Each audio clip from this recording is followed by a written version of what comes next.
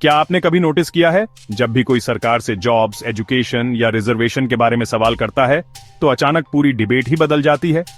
यह जादू जैसा है, एक मिनट हम रियल लाइफ प्रॉब्लम्स की बात कर रहे होते हैं, अगले ही पल यह सब हिंदू वर्सेस मुस्लिम हो जाता है।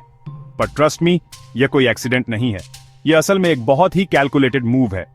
इस स्ट्रेटेजी के पीछे आरएसएस है, राष्ट्रीय स्वयंसेवक संघ। उनका रियल गेम ये एंश्योर करना कि majority, OBC, south Carolina, ST और माइनॉरिटीज को कभी उनके राइट्स न मिलें और किसी को पता भी न चले कि ऐसा हो रहा है।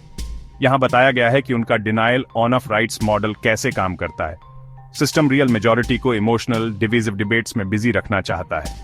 तो हर बार जब आप सुनते हैं कि हिंदू खतरे में हैं, लव जिहाद या मुस्लिम पॉपुलेशन एक्सप्लोजन, याद रखना यह आपको एक दूसरे से लड़वाने के लिए डिजाइन किया गया है। जब हम सब इन इमोशनल स्लोगन्स में फंसे होते हैं, रिजर्वेशन, एजुकेशन, गवर्नमेंट जॉब्स और लैंड राइट्स जैसे इश्यूज चुपचाप बैकग्राउंड में चले जाते हैं। अब कास्ट सेंसस की बात करते हैं। जब भी कास्ट सेंसस की डिमांड होती है, अचानक आरएसएस और बीजेपी हिंदू यूनिटी का जाप करने लगते हैं। पर अगर सभी हिंदू एक हैं, तो ओबीसी को रिजर्वेशन क्यों चाहिए? दलितों और आदिवासियों के लिए अलग स्कीम्स क्यों हैं? सच ये है कि कास्ट सेंसस यह रिवील करेगा कि रियल मेजॉरिटी कौन है और किसे असल में रिसोर्सेज का बड़ा हिस्सा मिलना चाहिए। आरएसएस यही नहीं चाहता। और फिर रिजर्वेशन और एजुकेशन पर अटैक है। नीटी एग्जाम्स, नए मेडिकल लॉज और नेशनल एजुकेशन पॉलिसी, ये सब बहुजन बैकग्राउंड के स्टूडेंट्स को हायर एजुकेशन और प्रोफेशनल फील्ड से दूर धकेलने के लिए चालाकी से डिजाइन किए गए हैं। पर जैसे ही कोई सवाल उठाता है, टीवी डिबेट्स में मुस्लिम तेजी से बढ़ रहे हैं, मंदिर वर्सेस मस्जिद या पाकिस्तान थ्रेड जैसे मुद्दे उछलने लगते हैं। गोल बहुजनों को उनके रियल इश्यूज से डिस्ट्रैक्ट करना, उन्हें कम्युनल ड्रामा में फंसाए रखना। अपने आप से पूछो, इस सब डिवीजन से किसे सच में फायदा होता है?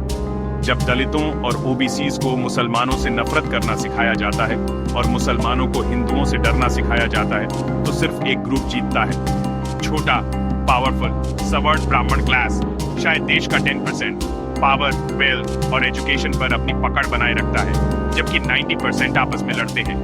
मीडिया और सोशल मीडिया की भूमिका को नहीं भूलना चाहिए।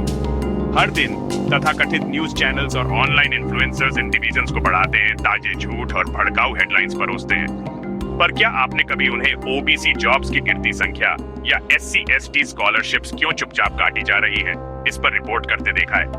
बिल्कुल नहीं। तो आरएसएस का रियल प्लेबुक क्या है?